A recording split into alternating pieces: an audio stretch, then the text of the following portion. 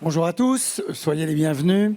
Ce n'est pas l'actrice Cate Blanchett que nous allons accueillir. Nous allons accueillir l'ambassadrice de bonne volonté des Nations Unies et qui tenait à profiter de sa présence à Cannes pour évoquer un certain nombre de sujets dans ce panel qui réunit les gens que vous voyez ici et que Raya va modérer. On est très heureux de voir se continuer chez les comédiens, chez les artistes en général, quelque chose qui va au-delà de leurs engagements artistiques, mais d'un engagement humain, humanitaire.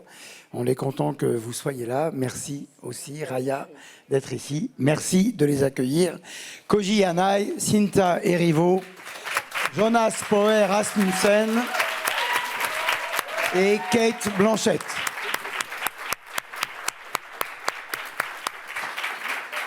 Et Raya Abirached. Merci Thierry, merci beaucoup. Good afternoon everybody and good afternoon to all of you. I'm going to start with a short introduction. Je vais vous présenter brièvement et expliquer les raisons pour lesquelles vous êtes réunis ici. Cate Blanchett, vous êtes une légende du cinéma, mais vous êtes ici en tant qu'ambassadeur de bonne volonté pour l'Agence des Nations Unies pour les réfugiés. Nous allons aborder tous les sujets liés aux réfugiés. Cynthia Erivo, c'est une actrice et chanteuse britannique. Vous allez nous parler de films qui sont très proches d'elle.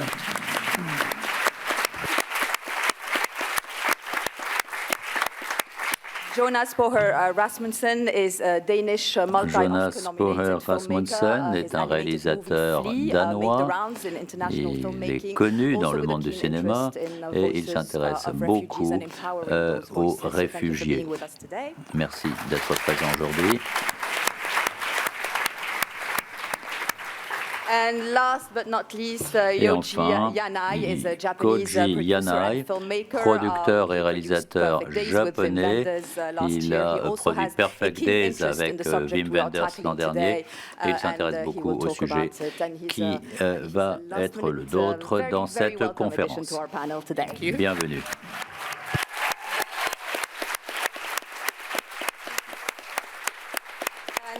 Just a little bit about the reason I'm here today. Et les raisons pour lesquelles je suis ici. Je m'occupe de cinéma dans le monde arabe, mais je suis également ambassadrice de bonne volonté pour l'Agence des Nations Unies consacrée aux réfugiés. Donc je vous remercie de m'avoir invité. Je vais commencer avec vous, Cate Blanchett. Je vous ai interviewé il y a quelques années et je sais que vous êtes très active dans votre carrière d'actrice. Et depuis 2015, vous êtes ambassadrice de bonne volonté pour les Nations Unies. Vous avez voyagé dans le monde entier, du Bangladesh au Sud-Soudan, et vous avez pu constater comment vivent les réfugiés. Vous connaissez leurs histoires et nous sommes ici pour essayer d'améliorer leur sort grâce au cinéma. Tout d'abord, je voudrais remercier Thierry Frémaux et le festival d'avoir permis à cette conférence d'avoir lieu. Et je pense que c'est très utile puisque l'on peut essayer de porter la voix des personnes réfugiées. Donc, il y a une chose qui a été dite au début du festival et qui m'a inspiré, c'est que les films reflètent ce qui se passe dans le monde. Les films contiennent des choses dont on ne parle guère dans la société. Donc, je remercie le festival de nous avoir permis d'organiser cette conférence. Donc, je suis ambassadrice des bonnes volontés des Nations Unies depuis 2015. Je suis allée au Niger, au Sud-Soudan, Et dans beaucoup d'autres pays, et puisque je suis australienne, nous avons eu une longue histoire un petit peu honteuse en Australie aussi au sujet de réfugiés. Et donc, pour ce qui est des réfugiés, je peux dire que au cours des 20 ou 30 dernières années, la situation mondialement ne s'est pas améliorée. Bien sûr, ce sont des lieux d'empathie, ce sont des lieux où l'on peut parler de ce qui se passe dans le monde. Et lorsque j'ai commencé à travailler en 2015 avec les Nations Unies, le nombre de personnes déplacées dans le monde était à peu près de 60 millions. Et il y a de nouveaux chiffres qui vont sortir dans quelques semaines, et ce sera encore plus. Actuellement, nous sommes à peu près à 114 millions. C'est une crise majeure. Lorsque je regarde les films qui ont été tournés pendant la Seconde Guerre mondiale, on ne traitait pas vraiment de la question des réfugiés, mais il était clair qu'une crise globale était là. Donc, des personnes qui ont perdu des proches dans la guerre, par exemple, étaient des questions sous-jacentes à ces films. Nous sommes aujourd'hui dans une crise globale, un défi mondial, et je suis toujours surprise de voir qu'il n'y a pas plus de films qui abordent ces questions. Et j'ai eu le privilège de rencontrer de nombreux réfugiés en travaillant pour les Nations Unies. Leurs histoires sont incroyables et inspirantes, et leur sens de l'humour et leur résilience sont remarquables, leur courage également. Les réfugiés n'ont pas tous la même histoire, et tu peux en parler. Il y a tellement d'histoires que l'on peut raconter qui sont tellement inspirantes et inhabituelles. Et nous devrions être horrifiés par toutes ces histoires. Il ne faut pas exclure ces voix-là des histoires que nous racontons dans les films. Mais moins nous en parlons, plus nous les excluons. Il y a bien sûr des avocats, des médecins, des gens de haut niveau qui sont réfugiés, mais aussi des artistes. C'est quelque chose dont on peut parler avec Koji. Il y a de nombreux artistes qui sont déplacés, qui sont des réfugiés. Il y aurait beaucoup de choses à dire. La raison pour laquelle Cynthia est avec nous aujourd'hui, c'est parce que elle a un projet tout à fait personnel et particulier. Est-ce que vous pouvez nous parler un petit peu plus du Libéria? Le film que j'ai intitulé Drift traite de jeunes femmes réfugiées au Libéria et qui se retrouvent en Grèce. Donc c'est un déplacement.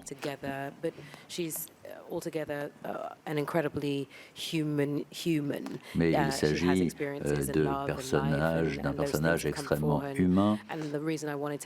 Et la raison pour laquelle je voulais en parler, c'est que cela nous montre que chaque personne est plus que sa propre expérience. Chaque personne est beaucoup plus que son statut. C'est certes une réfugiée, mais c'est une jeune femme qui a été amoureuse, qui essaie de trouver de l'amitié, qui essaie de trouver un soulagement chez d'autres, grâce à d'autres personnes. Et j'ai beaucoup aimé cette histoire parce que je sais que ma mère a connu une expérience semblable lorsqu'elle était jeune au Nigeria. Et récemment, elle a vu le film, c'était il y a 2 jours, et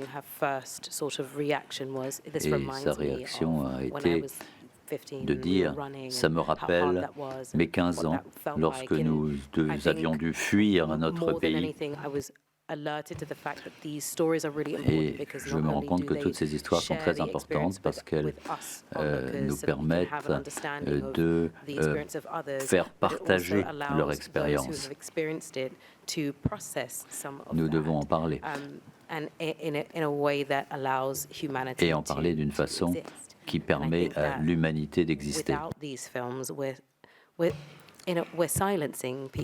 Sans ces films, on réduit ces personnes au silence. C'est comme si on leur disait que leur expérience, leurs histoires n'ont aucune importance.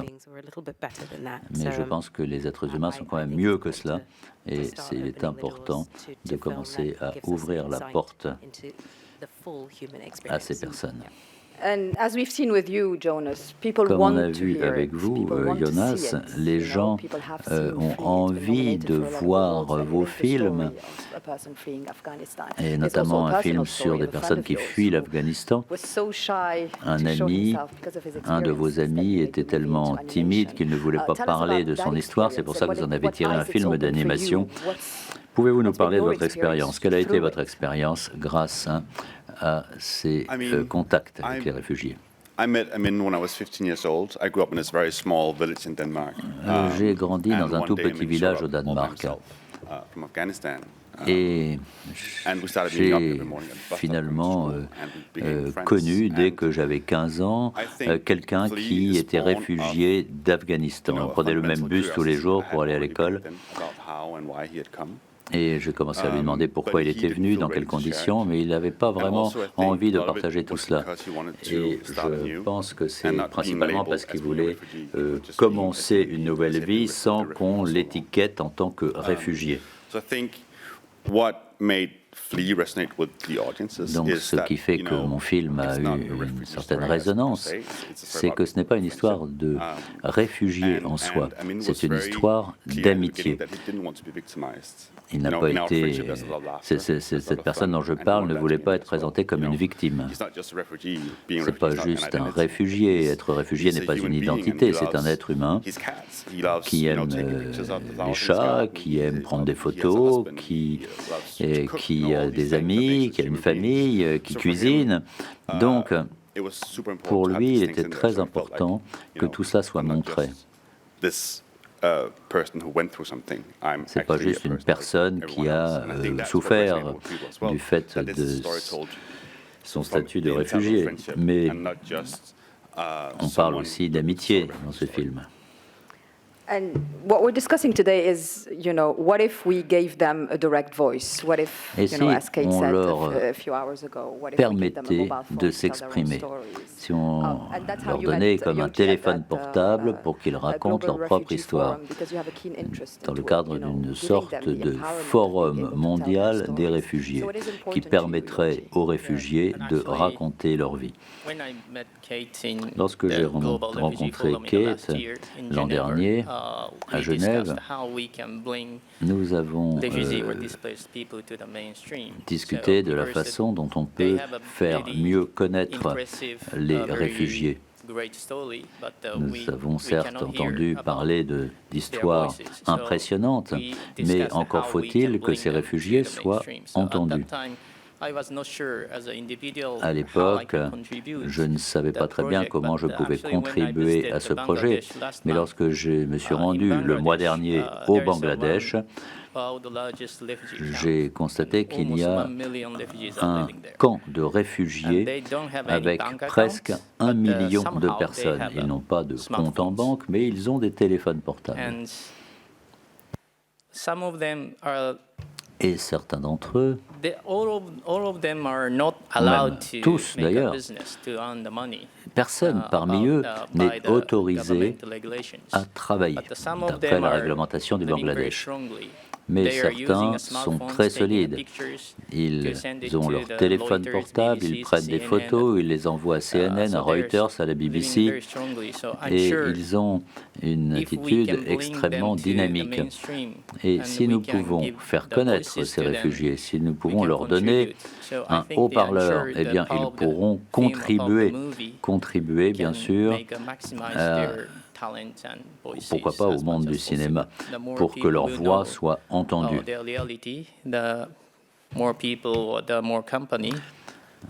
Certains parlent de leur réalité et nous sommes nous très heureux en tant qu'entreprise de les soutenir. And as public figures, Kate and Cynthia, how can you use Kate et your Cynthia, platform vous êtes connus. Comment and pouvez-vous your utiliser celebrity to votre shed the light on célébrité something that is important pour to you mettre and that is l'accent not sur une what chose the qui public knows vous you importe? best for? Quelque How do you chose do that? pourquoi vous n'êtes pas très connu. Look, I mean, I'm white, I'm privileged, I'm middle Je class, suis and blanche, I j'ai think, des privilèges, je viens d'une classe moyenne. But to be perfectly honest, Mais pour être tout à fait honnête, mes contacts avec les réfugiés sur le terrain a complètement modifié mon point de vue sur le monde. Et je leur suis extrêmement reconnaissante.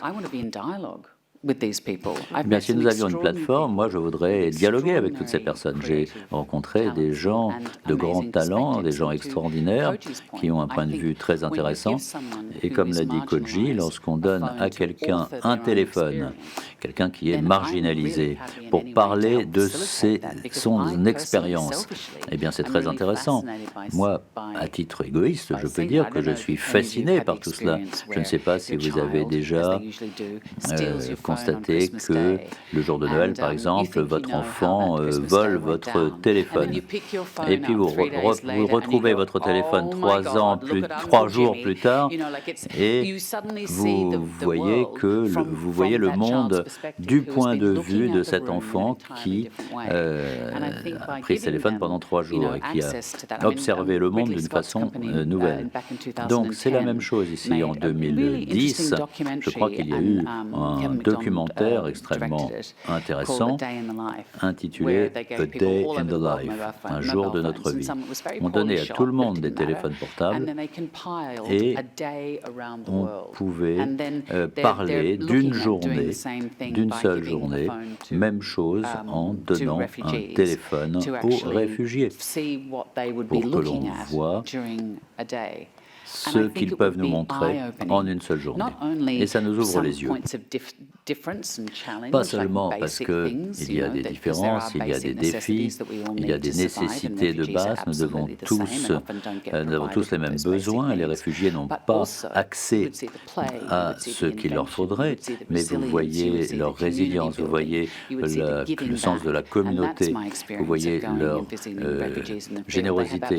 Et c'est ce que j'ai constaté sur le terrain. Ils n'ont rien, mais ils sont capables d'organiser un banquet parce que moi, je suis leur invité. Et les invités sont privilégiés, sont bien traités. Et donc, personnellement, je trouve qu'il est très intéressant de constater qu'il y a des gens qui se comportent de cette façon. Merci.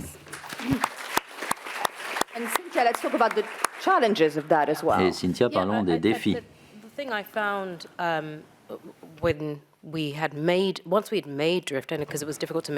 Lorsqu'on a tourné Drift, c'était assez difficile. J'ai demandé à des amis de m'aider, notamment pour le financement. Il nous fallait trouver l'argent autant que possible. On n'avait pas besoin de beaucoup, mais il ne faut pas beaucoup d'argent pour que ces projets voient le jour. Mais lorsqu'on a le financement, encore faut-il trouver des lieux où l'on peut tourner. Et ça a été très difficile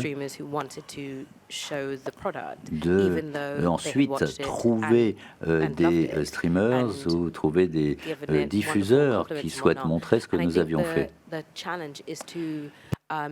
Et je pense que le défi, c'est de permettre aux gens de comprendre que ce que l'on fait a du sens, mais que, en plus, ça peut intéresser un public. Lorsque nous faisons des films, on essaie de montrer le monde du point de vue d'une autre personne. Et si l'on voit un film qui porte par exemple sur la Première ou la Seconde Guerre mondiale, on peut aussi montrer le point de vue des personnes qui ont vécu à cette époque. En général, tout cela est bien séparé. Mais il y a des gens qui ont vécu cette époque et on n'en entend pas toujours parler. Il serait merveilleux d'entendre les expériences des personnes qui ont vécu certaines choses. On ne s'intéresse pas suffisamment aux personnes individuelles. Il faut trouver un bon équilibre. Moi, si je peux donner mon point de vue, eh bien, je suis tout à fait ouverte à toutes sortes de situations. Quand on a tourné Drift, par exemple, on a voulu y mettre des histoires qui me touchent, que ça ait des liens avec moi ou pas, peu importe, du moment que ces histoires soient fascinantes. Et moi, je vais, bien sûr, comme je l'ai fait à l'époque, frapper à toutes les portes pour que ce film soit vu.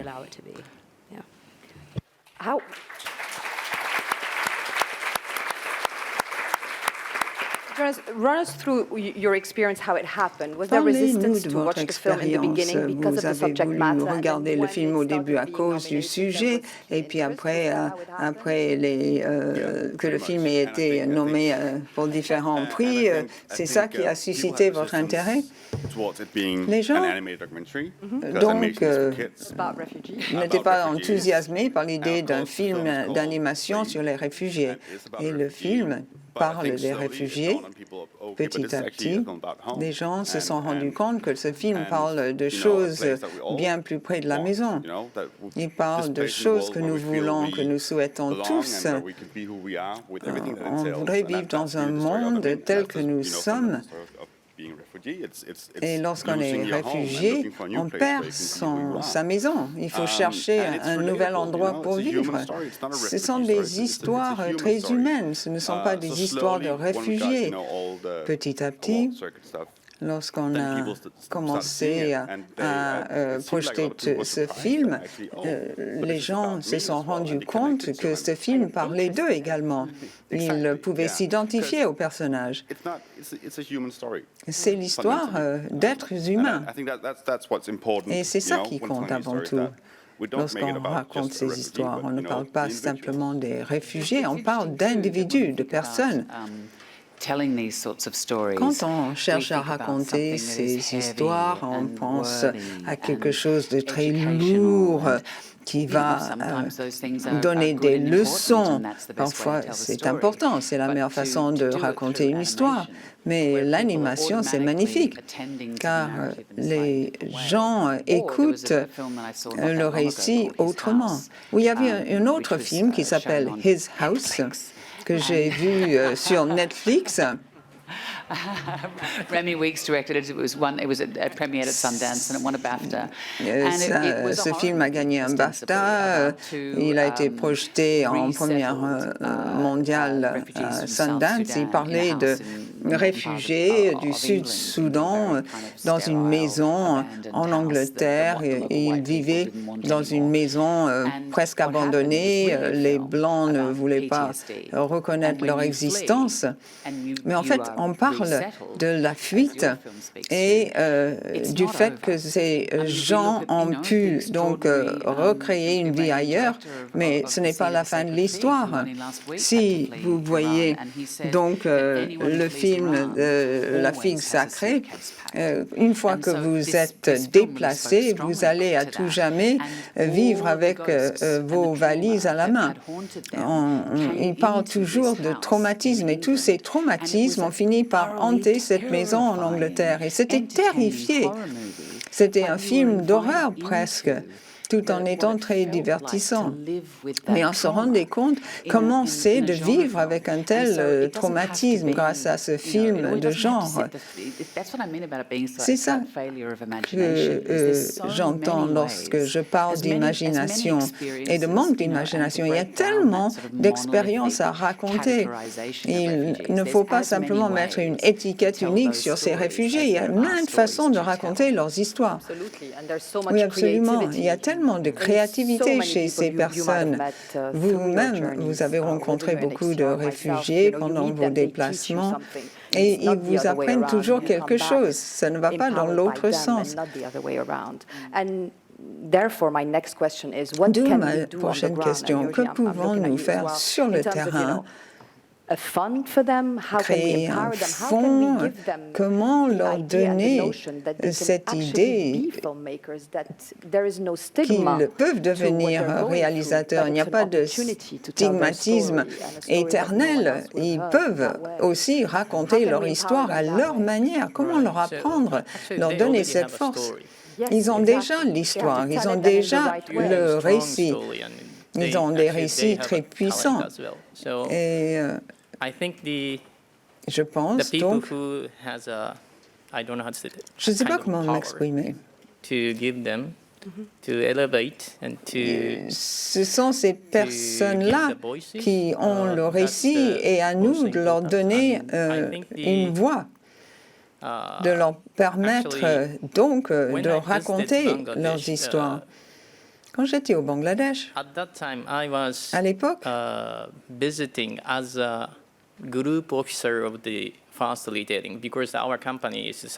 me déplaçais comme représentant de ma société. Nous étions tout un groupe.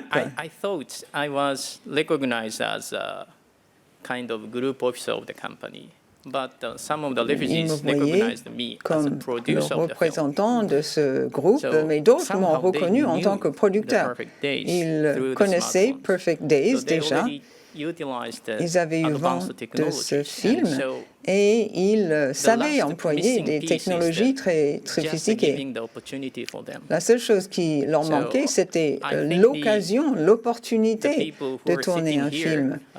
Donc nous tous, ici, nous devons peut-être prendre la décision de les soutenir. Ainsi, on va leur donner cette opportunité en tant qu'individu, en tant que représentant d'une société. Je me dis que je dois absolument faire un effort et leur proposer des occasions pour tourner un film. Tout un chacun peut faire quelque chose pour protéger leurs droits humains et pour leur donner une voix.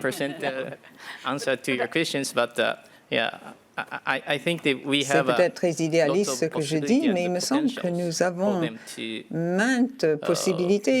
Il y a un énorme potentiel lorsqu'on souhaite donc rendre ces personnes autonomes, leur permettre de réaliser un film.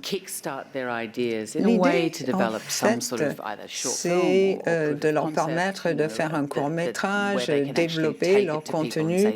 Ainsi, ils pourront le montrer aux gens qui comptent en leur disant voilà le film que je souhaite faire.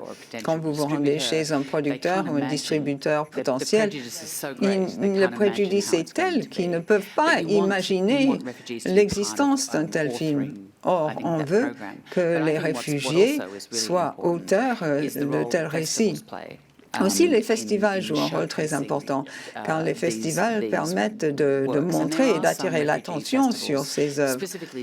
Il y a des festivals conçus pour les réalisateurs réfugiés dans le monde, à Tokyo et ailleurs. Ce sont des festivals organisés par des ONG, des associations. Ces festivals sont importants, certes, mais restent un peu des ghettos. Nous, on voudrait que ces récits absolument incroyables de courage, de résilience soient connus du monde entier.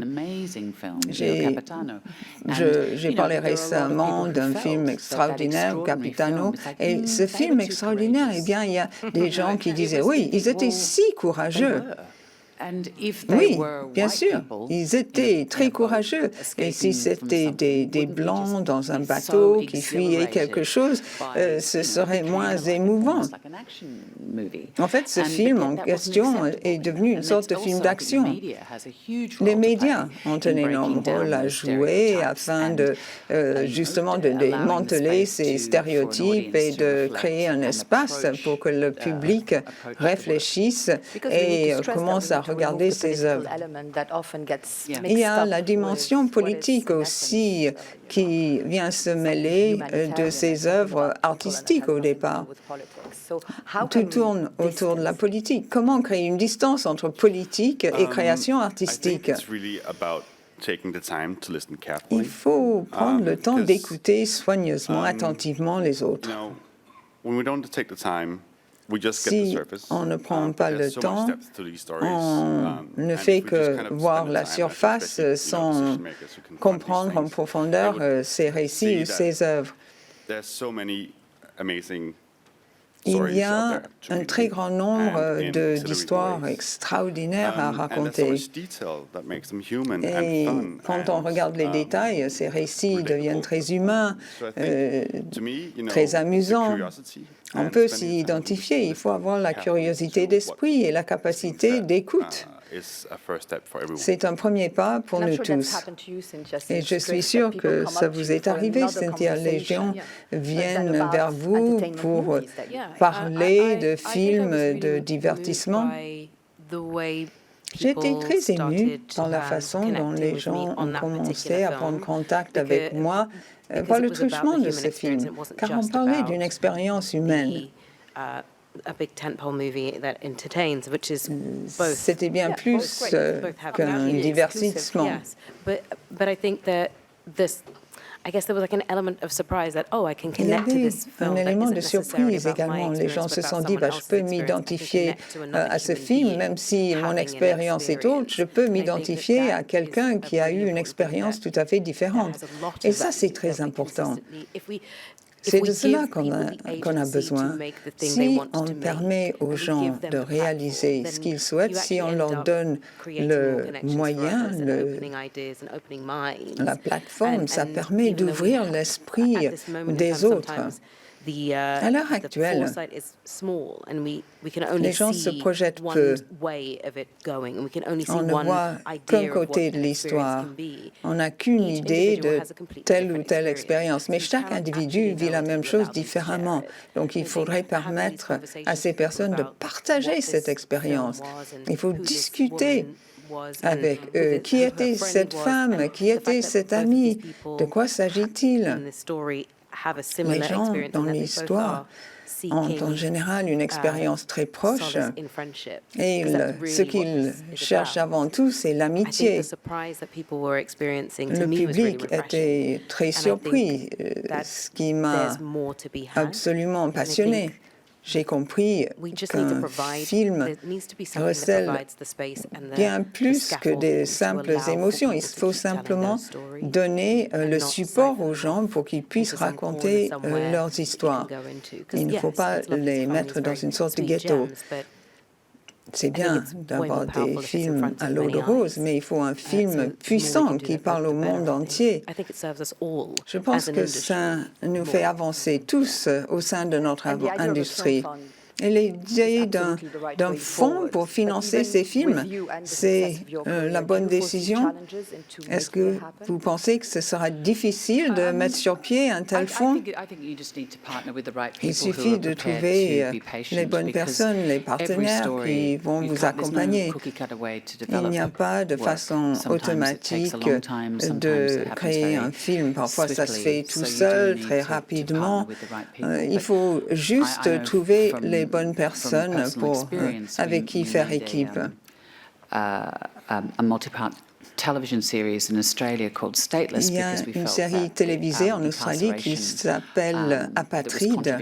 Il y avait tout un débat sur les droits humains des personnes qui arrivaient par bateau en Australie, qui étaient souvent apatrides, et il fallait en discuter. Il faut que les gens fassent l'effort d'aller au cinéma, ou au moins qu'ils voient les films chez eux, à la maison. Il a fallu 6 ans pour que cette idée prenne corps. Mais après, ce film a gagné tous les prix en Australie et c'était sur Netflix. Désolée d'avoir à l'avouer. Ce n'est pas grave. Pas grave du tout. Ça fait 2 fois que je parle de Netflix. On ne va plus jamais m'inviter à Cannes. Ce film a été vu par tellement de personnes. J'aimerais plus de transparence de la part de Netflix pour connaître le nombre exact de spectateurs. C'est important d'avoir les chiffres, de connaître les recettes d'un film. Vous faites un film pour que les gens le voient. Il est important de savoir combien de spectateurs il y a eu. L'idée, c'est d'amorcer ce changement. En fait, c'était comme une préquelle. L'idée, c'est qu'on a parlé de l'expérience d'une femme australienne blanche qui avait perdu son passeport et on l'avait accusée d'être immigrée illégale. En fait, on l'a arrêtée, on lui a fait subir tout ce processus comme si elle était apatride ou sans papier. Et avec le changement climatique, on va tous peut-être un jour finir par être réfugiés. Regardez le cas de l'Ukraine. Les Ukrainiens ont profité, ont bénéficié d'un accueil très chaleureux à cause de la situation. Mais en fait, les gens pouvaient s'identifier aux Ukrainiens. Ils se sont dit, il faut les aider parce qu'un jour, c'est peut-être eux qui vont devoir nous aider. Ce qui est frustrant, c'est que les gens ont oublié le Yémen et le Sud-Soudan, probablement le Congo aussi. Regardez ce qui se passe à Gaza. Quand il y a des conflits, il y a souvent des déplacements, mais il y a des conflits plus importants que d'autres dans la tête des gens. Yoshi, vous vous êtes rendu au Bangladesh, il y a des gens qui sont venus vous parler de leur récit et vous demander de le raconter aux médias. Ça vous arrive souvent en tant que réalisateur, vous racontez une histoire, quelqu'un vient vous dire, voilà mon histoire, est-ce que vous pouvez la raconter, vous avez les moyens? Oui, je prends toujours beaucoup de notes lorsqu'on vient me parler. Et ce qu'il faut faire, c'est tout relier pour créer un ensemble, pour créer vraiment un message qui va porter ou une vision qui va frapper. Ce type d'opportunité, cette espèce de partenariat avec le Festival de Cannes, c'est un lien important, c'est un grand pas en avant. C'est peut-être un petit pas pour les personnes intéressées, mais c'est un grand pas pour leur projet. Donc, créer ce lien avec un festival important, des personnes importantes, eh bien, c'est une très bonne façon de leur proposer une plateforme pour qu'on puisse faire entendre leur voix dans le monde. J'essaie de créer ce type de lien le plus possible. Jonas? Est-ce qu'il y a un autre projet qui vous est cher dans ce domaine?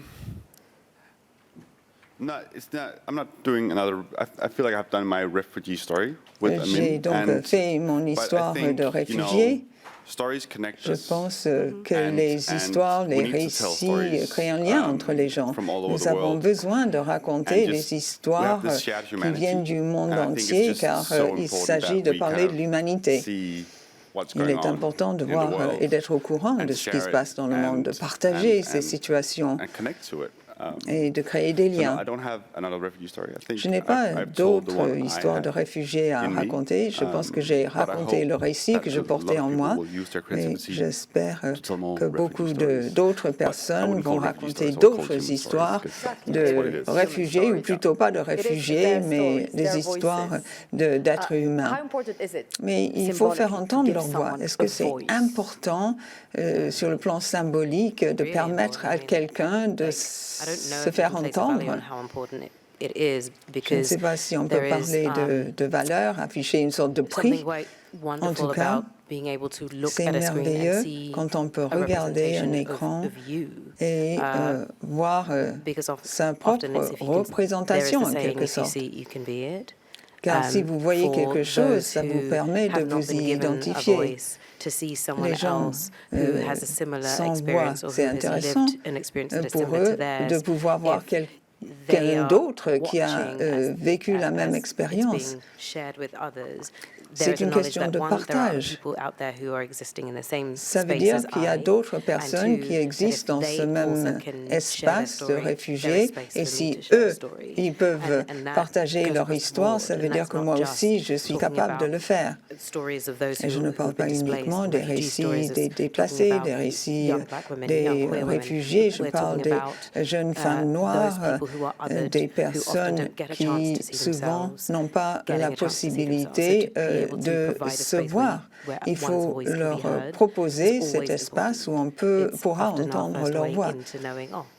Ça permet de dire, voilà, j'existe, je suis.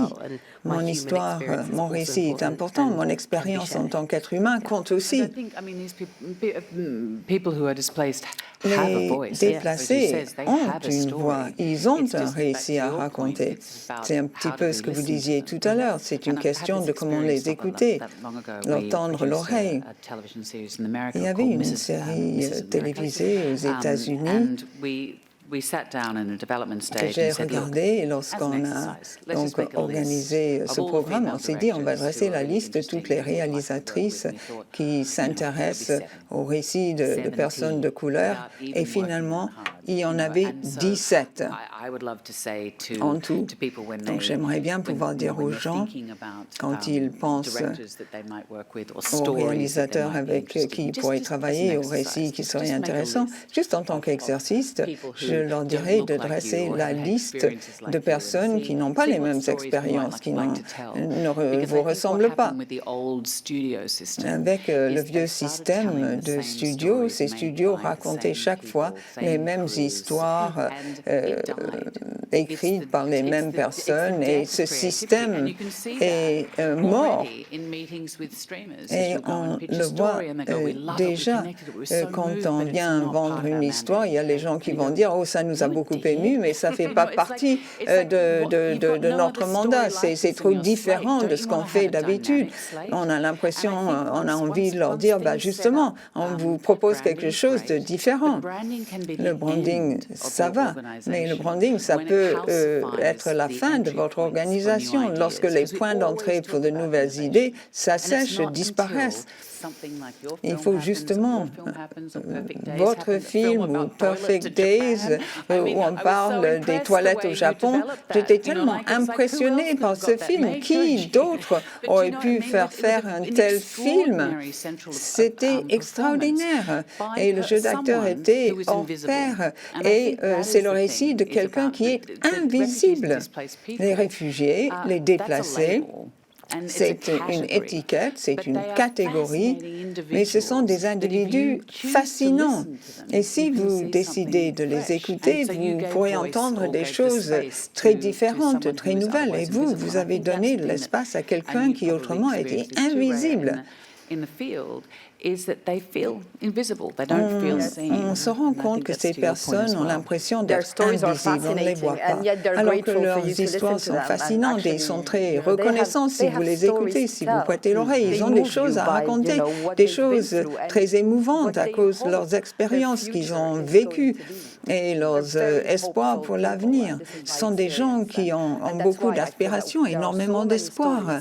Voilà pourquoi je pense qu'il y a tellement de récits qu'on pourrait raconter de leur point de vue, ou qu'eux-mêmes, ils pourraient nous raconter.